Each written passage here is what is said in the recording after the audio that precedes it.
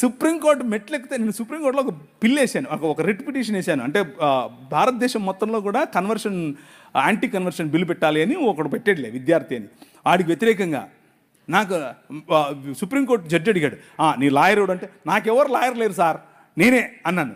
ఏంట్రా నువ్వే మాట్లాడుకుంటావు, మా నాయనది సుప్రీంకోర్టు. డాక్టర్ బాబాసాహెబ్ అంబేద్కర్ గారు కొలంబియా యూనివర్సిటీకి వెళ్ళినప్పుడు బైబిల్ స్టడీస్ అటెండ్ అయ్యేవారు. రూతు పుస్తకానికి ఆయన వ్యాఖ్యానం రాశారు. He was a practising Christian. అవనించేది నేనే కొత్త మతం పెడతానని చెప్పి బౌద్ధంలోకి వెళ్ళి బౌద్ధంలో కొత్త మతం స్థాపించాడు. ఆ మతం ఏంటనుకుంటున్నారు? క్రైస్తవమే. ఎందుకు పనికిరావు, రాజ్యంలోనికి రా, నీ హృదయాన్ని ఆయనకి,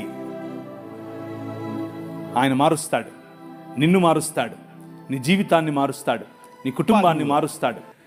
నా భార్య ఉంది, కోసి పాతరేస్తుంది ఉక్కు.